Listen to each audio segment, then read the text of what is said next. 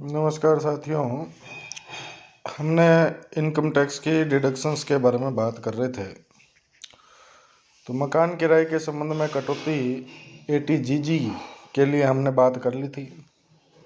उसके बाद में अब बात करते हैं, देखो, वैज्ञानिक अनुसंधान अथवा ग्रामीण विकास के लिए दिए गए दानों के संबंध में ATGGA है और संपूर्ण राशि की कटौती मिलेगी, कोई लिमिट नहीं है।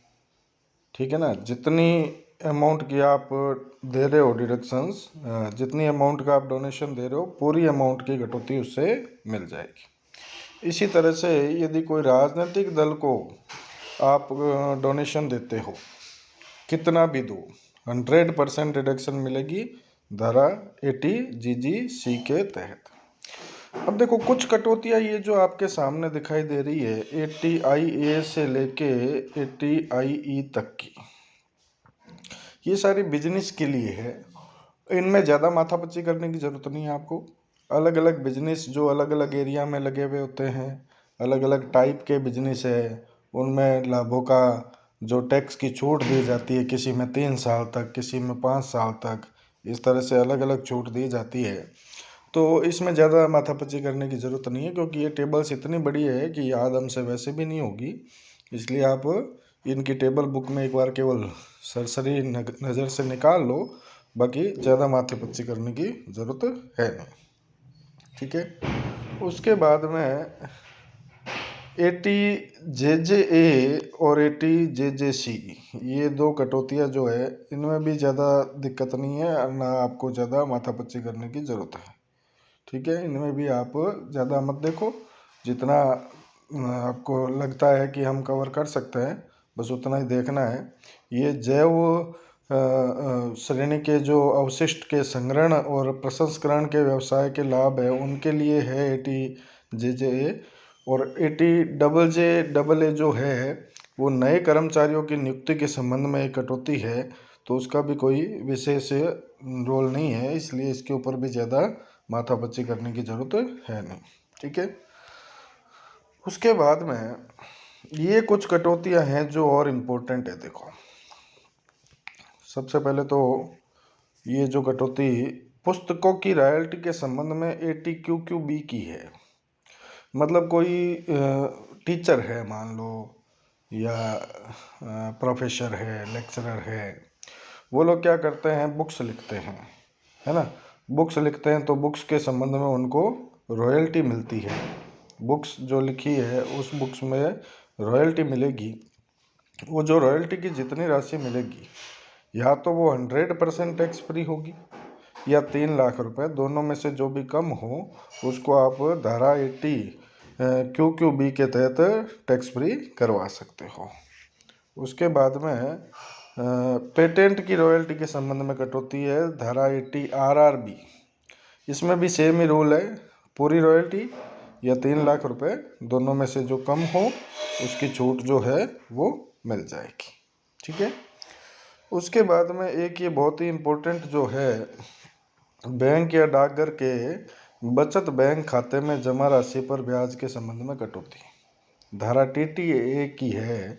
यदि आपने बैंक या डाकघर में कोई सेविंग अकाउंट खोल रखा है, कोई बचत बैंक खाता खोल रखा है, और उसके ऊपर आपको जितना ब्याज मिल रहा है साल भर में, ठीक है ना, तो 10,000 रुपये तक का ब्याज जो है वो आपका टैक्स फ्री हो जाएगा। 10,000 से ज़्यादा है, ज़्यादा अमाउंट पे टैक्स लगेगा आपके, और 10,000 तक का जो ब्याज होगा वो पूर्णतः क्या होगा, कर मुक्त होगा।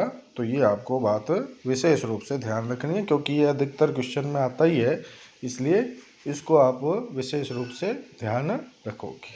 ठीक है।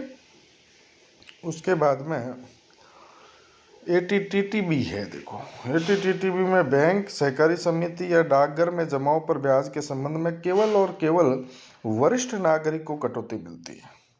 नॉर्मल SSC को, नॉर्मल करदाता को इसकी कटौती नहीं मिलती है, केवल वरिष्ठ नागरिक को मिलती है।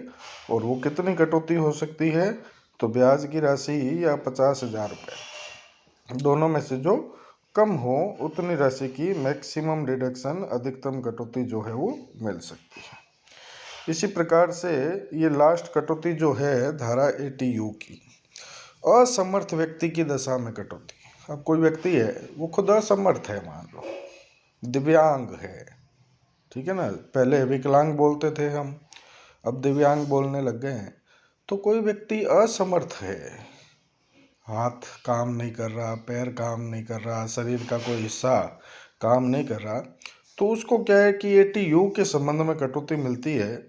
और उसकी कटौती दो तरह की हो सकती है। यदि उसकी असमर्थता सामान्य है, ज़्यादा नहीं है, गंभीर नहीं है, तब तो उसको 75,000 रुपये तक की कटौती मिल सकती है।